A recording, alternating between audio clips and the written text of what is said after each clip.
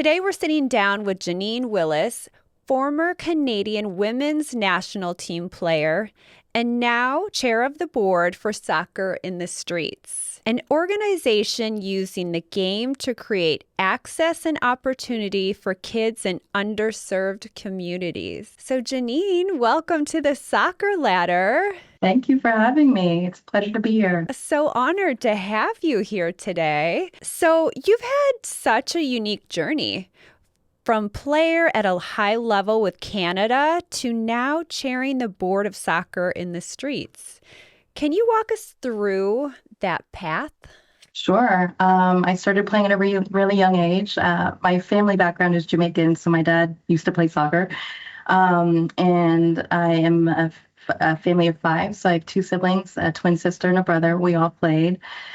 So we just grew up playing the sport, loved the sport. Although I played five sports in high school, soccer was my primary.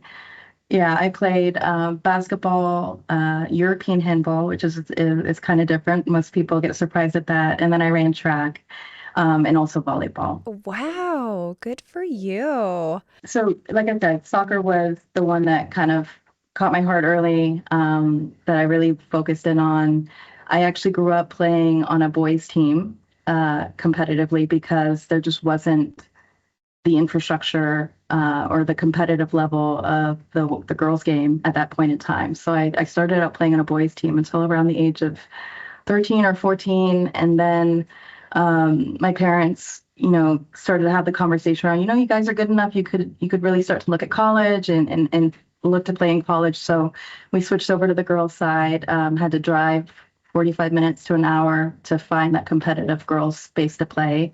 And that got me into college. I was recruited by Princeton University, and so I got to play there, D1, for 4 years. And a little bit before college, it's when I got the call up to the Canadian national team. So that was, huge for us, obviously. Coming out of college, I was lucky enough to have very minimal injuries in college, concussions or, ankle issues, but nothing really impactful. But that summer right after college, which is when I had kind of given myself this sort of 2 year, like I gave myself a 2 year window, like, okay, you're going to throw yourself at this Canadian national team and just kind of see where it goes. But I gave myself this tight time frame of 2 years because I knew I wanted to be a lawyer and I knew I wanted to do some of the other stuff that I'm doing now. And so right after college, I tore my ACL for the first time. And that kind of had me sitting there like, okay, well, you're not going to be able to kind of recover and get to the level you want to within this 2 year time frame.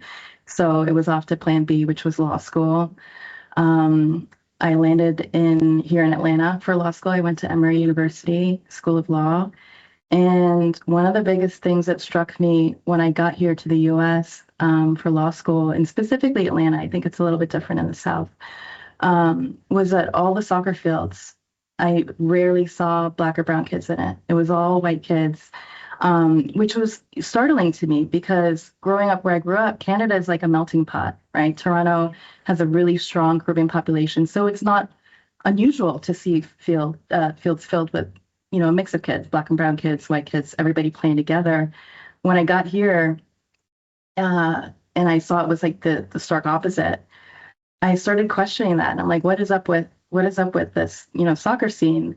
And I actually started asking kids, like, do you play soccer? And they're like, no, that's a white sport. And I'm like, what? Like, it crushed me. Yeah. And I think, this is a young kid, so I think what they meant was it's a privileged sport because the US system is built on a pay-to-play model where, your top three sports, basketball, football, baseball, soccer is seen as, not as popular a sport. A lot of the schools don't have a solid program. So there was just this participation gap. And when I found Soccer in the Streets, my introduction to them was I had a girlfriend who invited me to play. And we do a charity soccer game called the Black Tie Soccer Game, where you know how most organizations, they do their year-end gala and you get all fancy and you have a Yeah. year-end party? Yeah. Well, our version of that is that you dress up, but you're on a soccer field. So you're literally playing in black tie Oh, stop it. soccer clothes. Oh my gosh, that is so cool. Yeah, it is really cool, but it took a little bit of selling. Like they're like, "You want to come play in this charity soccer game?" I'm like, "Of course, sign me up." And they're like, "You got to wear a dress." And I'm like, "What now?" You're like, wait, how does this happen? How does this work? But I came, I played, and from that point, when I met with the Soccer on the Streets folks and understood the mission, I was like, yes, I'm in. This is what I'm looking for. Because the mission of Soccer in the Streets is to bridge that gap that I just talked to you about, that participation gap, to create access for lower income, lower socioeconomic families to have that free space to play. So that's how I came full circle. My professional life met my, recreational life. And I've been chairing the board for a couple of years now. I joined the board in 2015, but came into the chair role a couple of years ago.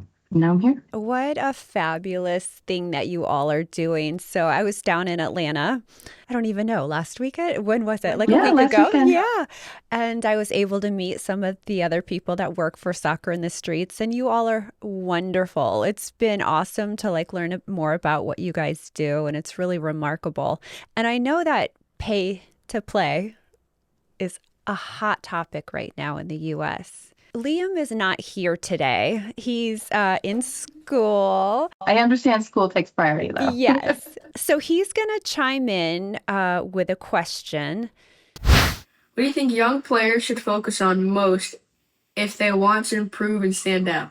Hey, Liam, good question. I think at the age that they're at, it depends on what age it gets, but I think I would really want them to focus on having fun, right? First and foremost. If it's not fun, if it feels like work, if you have a lot of anxiety around the sport, you're not going to have fun playing and you probably won't stick with it. I was at a conference a little while ago, the World Affair Council, where they were doing an event, and there was a former U.S. women's national team player who was on the panel. And one of the sort of impactful things she said is that, right around the age of her teenage years, she actually considered giving up soccer and kind of just going in a different direction. And the beautiful thing about her story is that her parents gave her the space to make the decision. There was no pressure. It was like, okay, do what you want to do. And then obviously she came back full circle, playing on the U.S. women's national team. And it's just like that kind of thing. Like if you don't love it, then you lose sight of why you're there. So even as I was going into college and getting to the Canadian women's national team, if it wasn't fun, I wouldn't have stuck with it. So I would say focus on having fun. But then, if you really want to kind of get in the technical space, you've got to do all the things. Practice makes perfect. So you've got to kind of do the basic things right repeatedly, work on your fitness, work on your nutrition. Mentality is big. I'm big on sort of the psychological aspect of the sport. And so you just want to be a a well-rounded player. And that's what I think college coaches are looking for. I feel like every guest that we talk to mentions as soon as you lose the fun, it's over. And then how important everything else is to the game. Like the higher you go, nutrition, sleep, rest, mentality, like it all like just keeps upping, the bigger and higher you go. Absolutely. So many athletes struggle with identity after sport.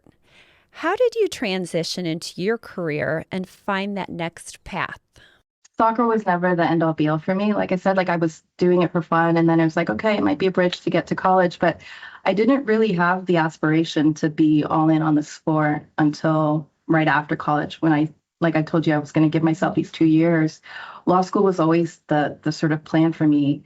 The other piece of that is, the women's game was not where it is now. So there wasn't really there was a pathway to being a professional player, of course, but it wasn't as appealing as it is in today's world. And so I think for me, knowing that wasn't that's not the only thing I built my sort of personality and character around, it wasn't as tough as a transition for me. But I know for a lot of players who have thrown themselves at the sport, it is really tough. I read a book recently called Strength to Strength. The premise of the book is there's this peak point in your younger career where you're throwing yourself at your thing, whether it's sport, whether it's chemistry, whatever it might be. and you find this moment where you're climbing, and you hit a plateau. And a lot of sort of middle-aged people, they find struggle when they're like, okay, well, what's next? I feel like I've plateaued. Yeah. And so it's just about kind of coming back to yourself and coming back to your strengths and finding the things that, you can move into in the next phase of your life, in the next phase of your career. So I think it's just about being open-minded and not defining yourself in this, one box as an athlete. That's one thing that we talked to Liam about quite a bit. We actually have him with a life coach. Love that. He's out of Atlanta, former player with Atlanta in MLS. That's one thing he talks to Liam about, like life outside or life after soccer, like big picture, this is a part of it. So I love that. What drew you to soccer in the streets initially, and what made you stay? It's a mission. I think the importance of finding kids that otherwise wouldn't have access to the sport. So, a little bit about Atlanta. Atlanta leads the nation in income inequality, right? Coupled with that, ranks last in the country in terms of economic mobility. Meaning, if you are in a lower socioeconomic category, it's much harder for you to make your way out of it, right? And then when we go into the pay-to-play sort of structure that I talked to you about earlier, that really does create a participation gap. Because if you think about where kids are finding access to soccer, it's in more higher income communities, or those schools that haven't had their budgets cut, right? So that's where you're going to find soccer. And so soccer in the streets is really aimed, the mission is to bridge that gap, to provide access to all kids, right? So that mission is what really stuck with me. I had that experience of talking to those kids and kind of seeing the disparity on the field and just wanting to create access for all kids to find the sport and play and flourish. Okay, so for those that don't know, what is soccer in the streets? So talk about us, what it is, like what all you guys offer. Well, we're a nonprofit. We create safe spaces to play. So Soccer in the Streets provides free programming for all of our kids. We have two main vehicles. One is called Station Soccer. So I know you had the chance to visit Atlanta. I hope you got the chance to come to one of our sites. But we've been building mini soccer fields along our public transit line. So you think of it's called MARTA as our public transit. So we've found land next to those stations and are creating sort of this league of stations. So that access point, when I talk about lower income communities, you can have a kid who plays at our West End field. And if mom or dad or family member doesn't have the time to drive him or her to the other location, they can take the public transit. They can take the train to the other soccer station site. So that's one avenue. So we build stations, we build soccer fields rather near the MARTA stations to provide access and to be able to bridge that community gap. The second is we're going into schools. Right? Because I think a lot of schools don't have soccer programs, but we think in the communities that we want to serve, we need to have it there. So our team will actually go into schools and provide soccer programming there. Oh, that is so cool. And then what is the age group for soccer in the streets? We primarily serve kids up to the age of 14, so kind of right before you get into high school. And then hopefully, if soccer has really taken hold in your heart, you're finding other avenues to get involved. And we create links to that as well. There's other programs that we try to work with to make sure that we can push talent through. And then outside of soccer, do you guys offer nutrition, like coaching, or do you guys offer any other type of? Absolutely. I'm glad you asked. So one of the things that we're really big on is building community, right? So we're going into these communities, we're creating sort of this ecosystem of opportunity. So one of the things that we found last year, we had a group of interns come in and we looked to the businesses around the station that we had installed a pitch at. And we said, what's been the impact of, this soccer site coming here? And what we heard is that the local businesses actually were thriving because we were drawing community to the field, which then meant the pizza shop next door, we're going to stop in after the game and have a slice of pizza. So we're really focused on community building. So not only are we trying to create an ecosystem of, financial upward mobility. We provide, our coaches are trained in social economic learning so that, socio-emotional learning, so that they are well informed of how to deal with trauma-informed kids. And we have a coaching programs and coaching development program. So the coaches get trained. So a soccer player can actually graduate and become a coach, or they can learn to be a referee. So we provide referee training. And actually, this reminds me of this really beautiful story. There was a kid who was in our program, and his mom, at the time when the station soccer pitches were being built, she was pregnant with another baby. And she came to the pitch years later to watch her youngest child play. And one of our team members was there talking to mom, and then an older kid walks over, hands his mom his first paycheck.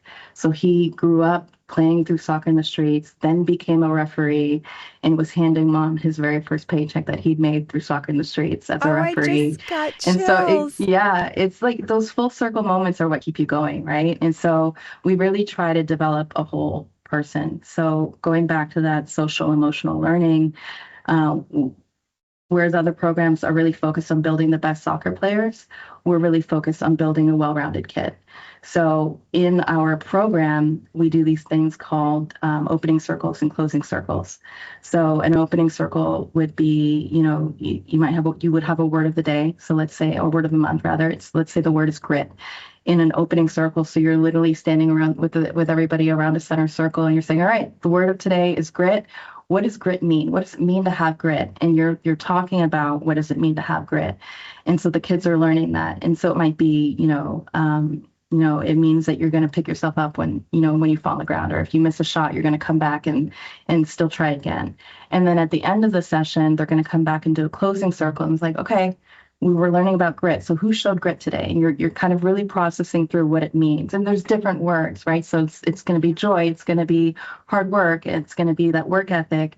So all of those different words, you're learning about it through our programming.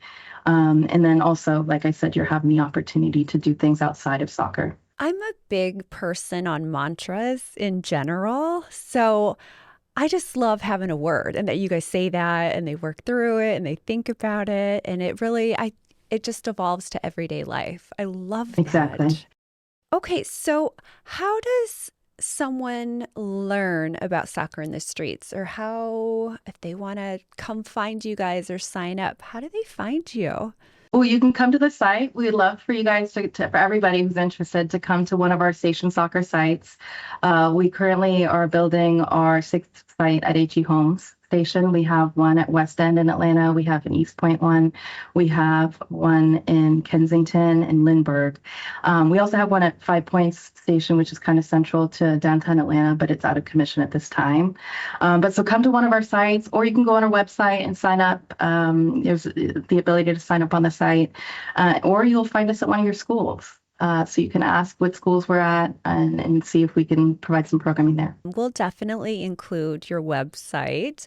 But what is the website? Soccerstreets.org. Perfect. I think that's actually a good note to end on. Well, it was great, getting to talk to you. And like I said, if you have any questions, or if any of your followers or fans have questions, please feel free to direct them to our team, and we're happy to reach out. Awesome. Nice to meet you, Megan. You and too. Bye, Liam. Thank you.